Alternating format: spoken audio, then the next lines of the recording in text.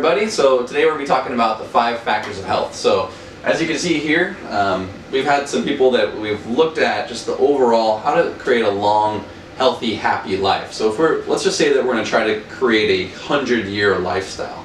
And when we look at that future of 100 years, most people think of when they get to that 100 years old, they're thinking that they're on a bunch of medications, that they're sick, that they're in a wheelchair, you know. I want to start thinking about when we get to that 100 years old, we're actually going to be there and we're going to be vibrant. We're going to be playing with our kids and our grandkids, our great-grandkids, right? So what are the factors of health that we need to start doing every single day so when we get to that 100 years old, that we're actually going to be doing that, okay? And we've actually figured this out. And today we're just to talk a little bit about it. We're talking about the 5 factors of health. So I'm going to list them off, and we're just going to go through them a little bit, piece by piece here. So what I put up here is we got food, we got exercise, we have sleep, positive mental attitude, and a sound nervous system. Okay. So let's just take them a bit by bit. So when we think of food, right? So why is food even important? Okay. I'll tell you why. So what fuels our body? What is us? Our food, right? So if you took all the food that you ate over the last, let's say 30 days, and you put it right here, and you put it in a pile right next to you, what does that look like? Okay? Is it healthy food or is it unhealthy food? Now, because that food literally creates you. Our cells are dying off in the magnitude of trillions a day. Trillions of cells every single day that are being broken down and they're being recreated, right? And they're going to be recreated mostly from the food that we intake, okay? So that begs the question, what kind of foods do we want to do? Let's start with nutrition as a whole, and we'll start with water, okay? Water's obviously extremely important. We're looking at 70% of the makeup of your entire body actually comes from water. So we want to be very diligent and question what kinds of waters that we're putting into our bodies, because if we don't have the proper water in there, that's the fluid in the solution that all of the cellular processes take place in. And if that water is not correct, then your body and those cellular processes aren't going to function the way they're supposed to. So I found the absolute best water that I would recommend is called Kangen water, Kangen. And the reason for that, it has high antioxidant property, it's alkaline in nature, and it's microclustered. We're not going to go into that too much in detail, but let's just talk about what is the recommendation for it at least, right? So let's start with that. So we want the recommendation to be half your body weight in ounces of water every single day, okay? Because we're every single day, especially if you're particularly active, you're going to be going through water on a regular basis. And me as a chiropractor, I'm looking at things like the spine and the inner spinous spaces and the disc spaces. Those are mostly fluid filled. So if you're not getting proper hydration, not only are you just not going to be functioning through your cells, but also the disc spaces are compressing. If you look at things like muscle cramping and things like that, that all happens just mostly from dehydration and lack of nutrients. So make sure you're drinking plenty of water here. That's the first part of the nutritional factor here. On top of that, we're going to look at food, obviously, right? So we are what we eat, and if you're a meat eater, you are what you eats, okay? So if we're going to talk about just a general recommendation for this, we want most of the food that we're going to be consuming to be raw, natural, local, and organic. So the reason that we want the locals, because the foods around us are the type of foods that we should be eating. All right, so now we're going to talk about the second factor of health, and that is exercise, okay? So why is exercise important? So if we're going to think about, we're going to be eating really good foods, right? So if we're going to try to get those foods into our cells, exercise is going to be extremely important for us, okay? So and here's a recommendation for it, after about 20 minutes of vigorous exercise, and how do you know if it's vigorous? If you're talking to somebody and you're having a full-on conversation while you're working out, you're probably not working out enough, okay? So what I would recommend is if you're kind of huffing and puffing a little bit, that's when you know that you're actually getting that heartbeat up enough to where the exercise is working for you, okay? And after about 20 minutes of vigorous exercise, and if you're getting that heart pumping, you're going to be releasing these different hormones through your body. One of them called angiotensin, which is going to open up the blood vessels, allow the nutrients that we're going to be getting from our foods to actually cross over and get into the cells. So that's one of the really important reasons that we're going to exercise. On top of that, it's extremely important for being able to take all the waste products that happen during our day and get it out of our bodies. Okay, so we're looking at again 20 minutes every day. The waste products do travel through what's called the lymphatic system, and the lymphatic system does not have its own natural movement. So the only way that it can get out of our body is actually through the movement of our day. And if you're sitting down, which if you think of most people, we're looking at 6 to 8 hours a day of just sitting, that's going to just allow just kind of a stagnant, stale water. Okay, so stale water, that's going to be a place where bacteria and infections are going to start to grow. Okay, so we don't want that for our body. Does that make sense? All right, cool. Now, let's move on to the third factor that we're going to talk about today, which is sleep. Sleep is extremely important. So if we're talking about why is sleep important? And the reason is, if we're looking at the repair and the regeneration that takes place in our body, 80%, roughly 80% of all the healing that takes place in our body happens when we're sleeping. So if we're not getting enough sleep, our bodies just aren't able to repair the way this should be. And repair obviously is very important, okay? So what's the recommendation for that? We generally like to see about 6 to 8 hours a day of good quality sleep.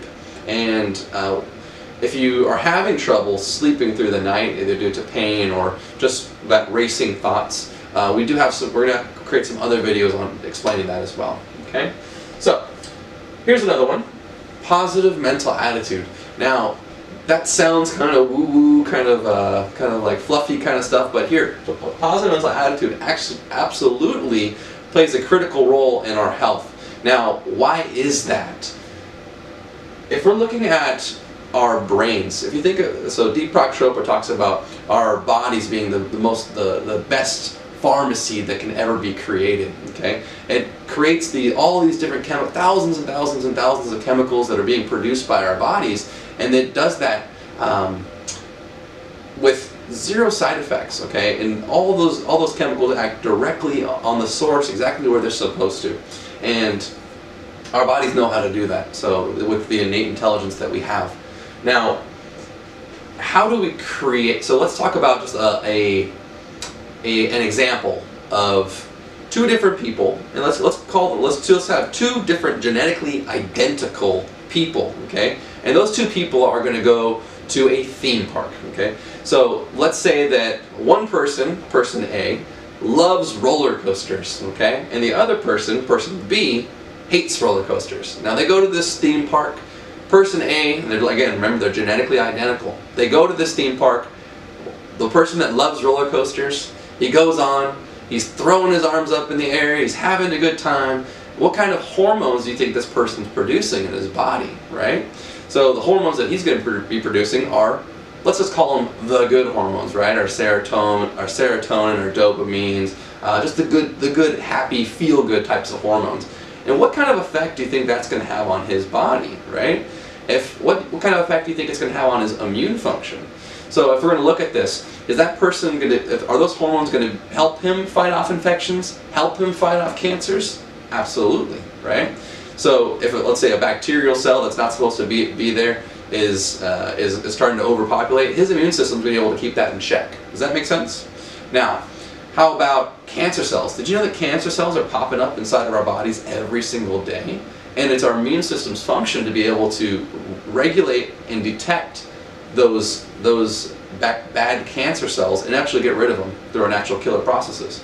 So that is one way that this person, the person A, is going to be able to create a good experience. Now let's talk about person B. Okay, and I think you know where I'm going with this. Person B, he hates roller coasters. He's going to go to that roller coaster and he's going to have a terrible time. He's going to be pouting the entire time.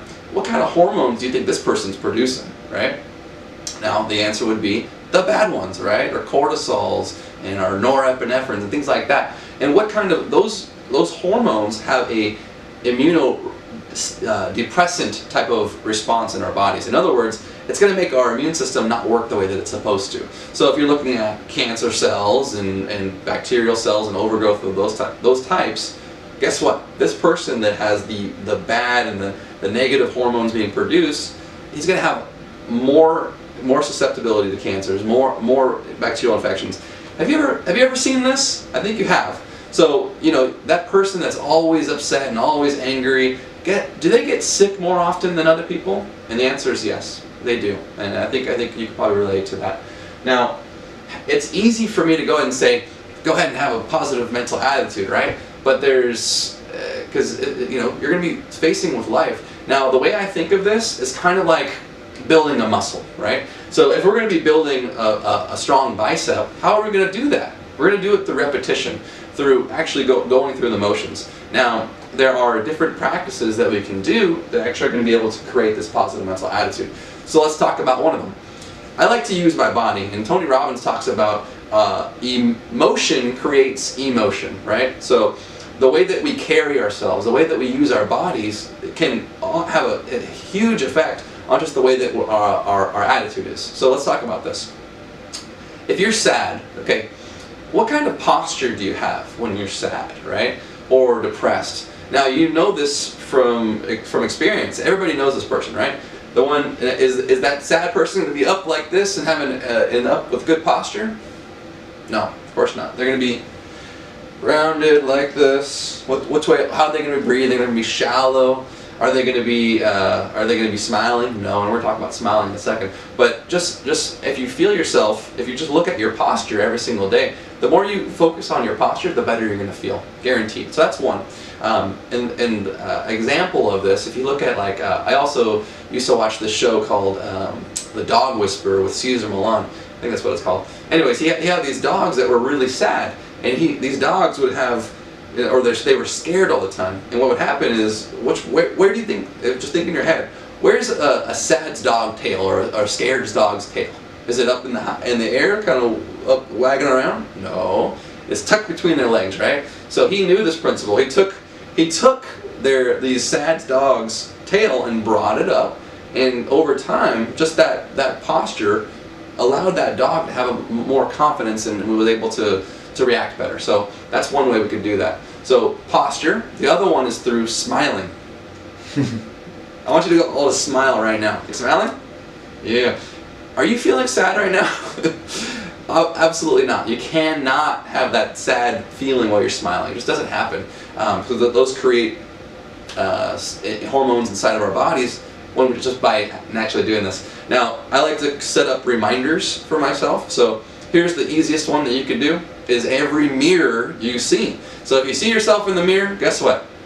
You smile. And guess what? Over the day, just looking at yourself, you're going to show yourself love, and that's going to create a good positive mental attitude over time, right? That's one of them. So we got smiling. And here's the last one. I'll give you another little quick tidbit. Is gratitude, right? So again, if you think of something you're thankful for right now, and it doesn't have to be something grandiose or anything like that, just something small that you can be thankful for. Are you thankful that you're alive? Are you thankful for your children? Whatever it is, think about that. Just take a second or two, feel it, and guaranteed you won't be able to feel the feelings of gratitude and the feelings of sadness at the same time. Oh, sorry. I should probably. There you go. Okay. I'll go back. Alright, one in the same place? Okay. So, think about that. So you won't be able to feel those feelings of sadness at the same time that you're feeling gratitude. So what I recommend is at least every single day, just get a little, like a journal if you can, just a piece of paper, it doesn't matter. Write 3 things down that you're thankful for every single day, when you wake up and before you go to bed. If you start doing that, over the day you're going to start thinking about all those things that you're grateful for. Okay? So start with that. Now, sound nervous system. We're going to talk about the last one.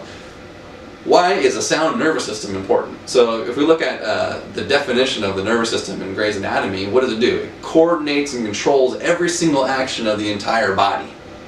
Do you think that's important? Absolutely.